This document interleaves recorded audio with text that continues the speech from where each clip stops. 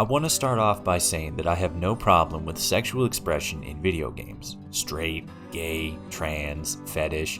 If this is an aspect of a character that makes them more three-dimensional, then its inclusion can only help make the character seem more lifelike. What I take umbrage with is when that aspect of their personality becomes the central focus of who they are as a character, the central focus of a scene, or their overall character arc. There are times when the sexual preference or gender identity of a character can lend itself well to the context of a scene or a plotline, but it's all in how that subject is handled that makes the biggest difference. Take Veronica from Fallout New Vegas, for example, a scribe of the Brotherhood of Steel. It is revealed through dialogue that she's gay, and the higher-ups in the Order, specifically Father Elijah, disapproved of the relationship she had been developing with another female member of the Order. The writing does not linger on the fact that she is gay, but instead recognizes it as a fact of who she is and uses the information to help flesh out her character's backstory and motivations. If you play as a female character, you aren't given the option to try to have sex with her because that'd be weird, creepy, and frankly, a bit manipulative. Like I said, I have no problem with sexual expression or even just straight up sex in video games. You want to go on a date with Magnolia?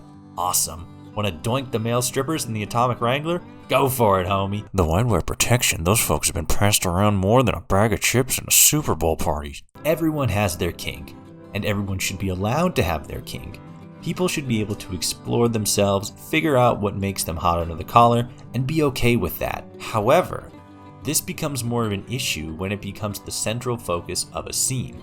When the camera tilts down, starts to sweat a little, and goes, "Oh, fuck yeah." That's where things get uncomfortable, to say the least. Some of you might be asking yourself, "Toshi, why in the ding-dang heckin' fudge are you talking about sex? Aren't you a Fallout YouTuber?" And to that I say, well, yes I am. You can check out my ongoing playthrough of Fallout New California here on my channel, watch me live stream at twitch.tv/followratoshi, and even follow me on Twitter, @followratoshi, to get the latest hot take from the latest hot Fallout YouTuber. Like, share, subscribe, you filthy heathens! Love you. What I would also say, though, is that this topic is relevant for the subject of today's video, Fallout: The Frontier. For those who somehow don't know about this mod, it's a DLC-sized story mod that takes place in my hometown and thus the greatest city on Earth, Portland, Oregon. Set around the same time as the second battle for Hoover Dam, the protagonist of Fallout New Vegas, the Courier, enlists with the Splinter faction of the New California Republic and is shipped off to the snow-covered city of Portland. Spoilers, it never snows in Portland. When it does, though, it looks exactly like the Frontier. You know, minus some stuff we'll touch on in a little bit. The Courier, through either natural gameplay in the mod or choosing a starting path, can follow the story of one of three factions: the NCR Splinter faction, the Northern Legion, which is basically the Legion from the main game, but with guns and an actual viable strategy, or the Crusaders, the Brotherhood of Steel combined with the Knights Templar, with the mod eventually ending with... I don't fucking know, I didn't get that far before shit hit the fan. But I can confirm there are at least 3 different endings depending on which faction you choose to side with. To get straight to the point, I have chosen not to move forward with coverage for this mod, including both a review and a completed playthrough of each faction individually. That's the point of this video. If you want to know why, well, buckle the fuck up, because shit's gonna get bumpy.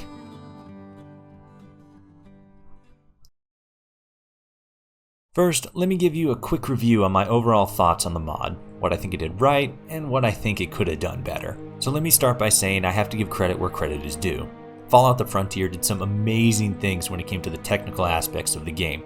The cutscenes were outstandingly well done, and the driving mechanics were done incredibly well for an engine that A, wasn't designed to handle them, and B, was already 8 years old by the time New Vegas had hit the scenes. While a little slippery at times, driving in the buggy felt very tight and was a blast to drive in. Voice acting also felt very well done. No character I came across felt out of place or like their voice didn't match their look or their personality. Many of the outfits, including one you can get from Hardcase at the beginning of the NCR campaign after passing a speech check, were fucking slick. They fit the atmosphere and the environment very well. Again, from what I saw during my time with the game. I also enjoyed the RTS aspect of the game that came into play during one mission specifically, being able to call down vertebrate attacks and call in reinforcement to help you fight off the Legion. It really made you feel like you were an actual part of a standing army. However, for every good thing that this mod did, there were about 30 bad things. I wanted to cover this first just because it's not really the biggest deal, but it's something I found super annoying. Tank combat is not fun. In many other games, tank combat can be a fun and enjoyable experience. However, Fallout is not like most other games.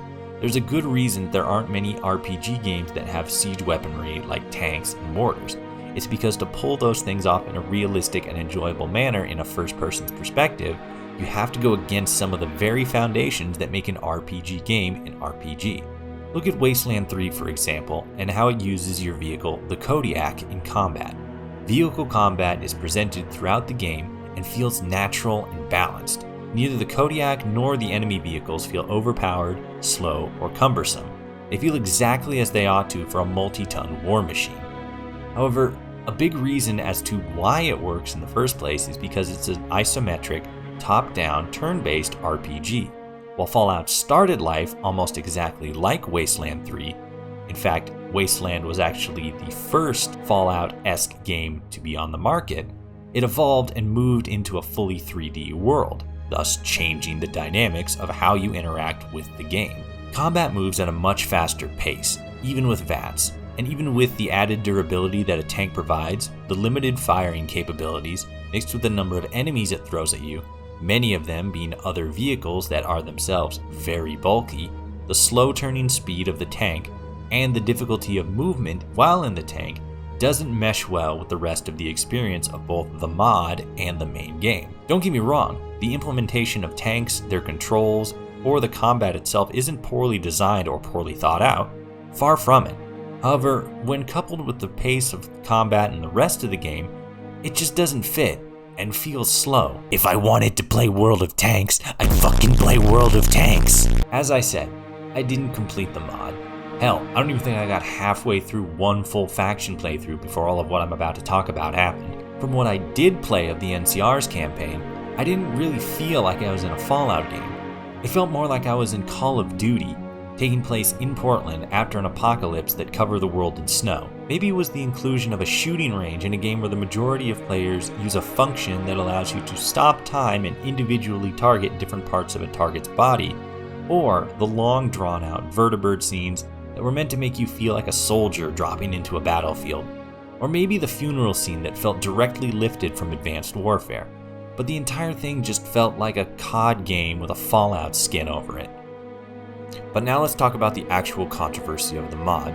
Fair warning, we're going to be talking about some adult subject material, and there may be some triggering subjects. You've been warned.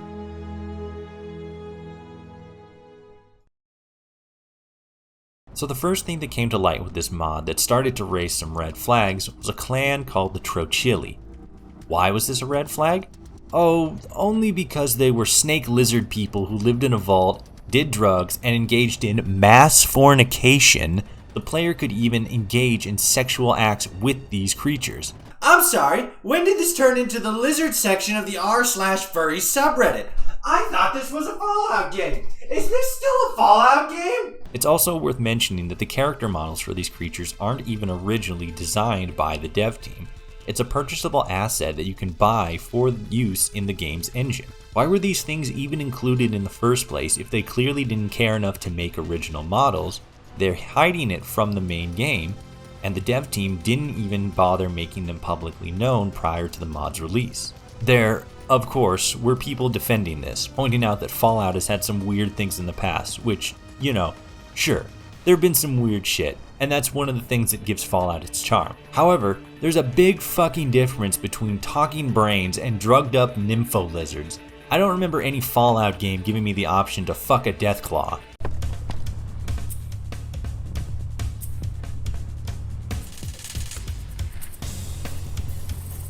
God damn it! This is one that I, and I believe the rest of the community, learned about fairly recently. Apparently, somewhere in the frontier, there's a cave that contains a female Deathclaw which, through dialogue, you can have sex with.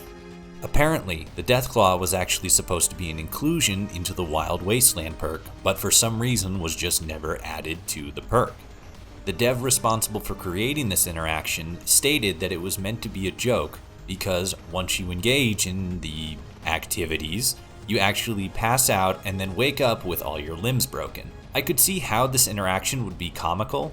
However, that still doesn't detract from the unsavory nature of the act itself. Another more recent discovery, oh my fucking god, saying discovery sounds gross in this context. Another more recent finding is a character in the game named May Caulfield. In a series of images posted on Twitter, May talks about giving you her virginity as a reward for you telling her another character is sick, talks about how once she's 18, she's going to go out into the wasteland and have drugs and do sex, and comments that in her free time, she is, quote, drawing porn, occasionally non-porn, but mostly porn, end quote. Notice she specifically mentions once she's 18, meaning that this girl is canonically underage. To be fair though, her in-game tone is said in a very sarcastic manner, alluding to the fact that she is being facetious with her offering of her virginity. Wow, really? Greg's sick? I could never have guessed. Thank you for telling me this, kind stranger. Please, take my virginity as your reward. My brother is always sick. Something to do with his immune system. Mom and Dad are making a big deal over nothing, as usual. There's something very noteworthy about her dialogue, though. If we go back to those images on Twitter, you can see that her text specifically reads, "When I'm 18." Now, take a listen to the actual in-game dialogue spoken, and let me know if you hear anything different. Duh. Besides people stealing our caps, nothing happens here. One of these days, I'm going out into the wastes, and then I can have drugs and do sex. As you can tell, the voice actor never actually said, "Once I'm 18." The reason for that is speculative, but I think that it's because the voice actress never actually wanted to say those lines to allude to the fact that her character was under the age of 18 and was talking about sex. 'Cause, you know, that's pretty creepy. May's character is definitely very problematic and very questionable, and the only reason this isn't the key sticking point of this entire video is because the next thing I'm going to talk about is basically the entire crux of why everything suddenly went downhill so quickly. Up until this point, I haven't exactly talked about what's going on with the Frontier, and there's a reason for that. First and foremost, I didn't just want to go balls deep into this topic without some build-up and preparation, because we're going to be getting into some shit. Secondly, it's because a lot of it actually hinges on this character specifically. On the 27th of January, the Fallout Frontier website as well as the Nexus mod download page both closed. No one could view the content of the website and no one could download the mod. Both locations featured a statement describing how a member of the mod team had uploaded inappropriate animated content to their art accounts. Now, obviously I didn't go looking for this content to make this video, but there's something noteworthy about this statement. It claims that one of the developers, Zoo the Skunk, was the person in question and that they had subsequently been banned from both the team and the project's Discord account. Great. The thing is though, according to our good buddy TKS Mantis, who actually was a part of the team as a voice actor for a short time before being himself removed, Zoo wasn't involved that much in the development. The thing is though, according to our good buddy TKS Mantis, who was actually a part of the team as a voice actor for a short amount of time before himself being replaced in the project, Zoo wasn't involved with that much of the actual development of the game. In fact, Zoo's position was as an asset creator, specifically for the custom Vault Boy icons that are included in the game. It is this situation that leads into our final in-game examination. America. America is a companion that you can have join you during the Crusaders campaign. She either is, or was, again, I didn't finish the game, a slave of the Northern Legion, and is specifically described as being a young girl. Dialogue with her goes into some weird places, as there are multiple instances in which she talks about her feet becoming sweaty in her boots while running around, and thus making them smell bad. Fine, whoever wrote her character had a foot fetish. Whatever, right? The next Quentin Tarantino. big deal. Well, it's not quite that simple. During your travels with America, you at some point discover a birthday card for her 18th birthday. This raised some eyebrows as it hinted that America might not yet be over the age of 18. It was stated that the birthday card was meant to be more ambiguous, perhaps being something that she had had on her for a long time and thus being well over the age of 18.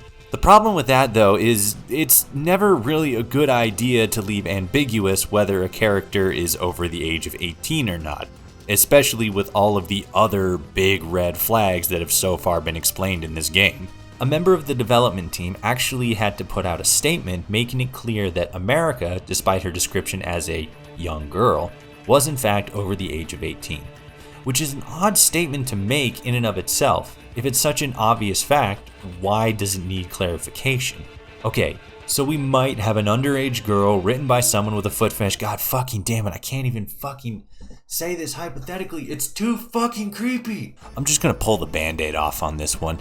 There's a speech check you can pass with America to emotionally manipulate her into becoming your sex slave. So we have a potentially underage girl, former slave to a group of barbaric rapists, written by someone with a foot fetish who you can turn into your personal sex slave. Excuse me while I projectile vomit into the corner. To be clear, the mod author TG Spy did say that America was never written underage. However, when you have an ambiguous birthday card that can lend people to believe she is or is not over the age of 18, it doesn't exactly make a concrete argument for this was never meant to be taken this way. Going back to May, the underage girl that talks about drawing porn, a worrying picture starts to paint itself. The Trochili, the Deathclaw, May Caulfield, America, there was a very clear intent to include sexually driven and very questionable content in this mod. Whether that intent was on behalf of the mod developer, TG Spy, or the individual writers responsible for working on the individual characters and locations, it doesn't matter. The fact of the matter is that it still had to go through TG Spy being the mod's lead developer. If it did, why was this kind of stuff allowed to get into the mod? Was it supposed to add to the, quote, wacky nature of Fallout? If it wasn't passed through him, why not? An argument could be made that because of the long development time, almost 8 years, that project fatigue set in and some things slipped through the cracks. It's difficult to make that argument though when a similar mod, Fallout New California, that was in development for about as long from conceptualization to release, didn't feature one Deathclaw sex scene or one underage girl offering you her virginity. I've mentioned TKS Mantis a few times, but I feel it necessary to mention him once again, as he personally has been the target of harassment and bullying by multiple members of the mod development team for raising concerns about the content of the mod, and has even mentioned how members of the development team had talked about not liking Fallout New Vegas, and some saying that they didn't even like the franchise as a whole. While this is a minor detail, combined with the general tone of the mod, the multiple fetish-related content, and the harsh blowback when it came to criticism about the mod, I don't see this as being something that was lovingly crafted by fans of the series. Instead, I see a mod that was used as a platform to show off technical skills, while also catering to taboo fetishes with no care or attention to the tone or lore of the game. Again, this mod was a technical marvel, and I have no problem with sexual content being included in a Fallout game. As I mentioned with Veronica though, there is a right way and a wrong way to handle sexual themes in video games. None of what has so far been unearthed in the Frontier seems like it was handled with any level of care or maturity and was instead meant to be crass and direct. It has been alluded to that some aspects of the mod will be reworked following the incident with Zoo, but it doesn't matter. You could ditch the assets that Zoo made, the Trochili, the Deathclaw, May, America. You could get rid of all of that and it still doesn't change anything. The Fallout community will always remember the content, they will always remember the mod team's reaction to criticism of the content, and they will always remember that the only time there was ever any intent to make changes or even address concerns over it only came after one of the asset designers uploaded inappropriate animated content to their personal art account. If the mod re-releases, and at this point that seems like a really big if, and the only thing that changes is the lack of Zoo's assets, then it's going to prove that this mod team doesn't care about how their mod is perceived, they just wanted something to put on a resume. I hate to break it to you guys, but having memes made out of the fetish content in your lore-friendly mod isn't a good indication that it's going to add to your resume.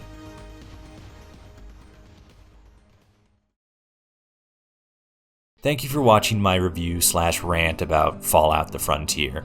I usually try to handle reviews a bit more clinically, but after everything that's happened with this mod and those involved with it and the community's relation with it in general, there's just some stuff I needed to get off my chest. While I will no longer be covering the Frontier, I do still have an ongoing playthrough of Fallout New California going, with loads of other series ideas and subsequent reviews to follow. Remember, you can always check me out on both twitch.tv/followertoshi and Twitter @followertoshi. I thank you so much for watching, be well, and I will see you all out there in the wasteland.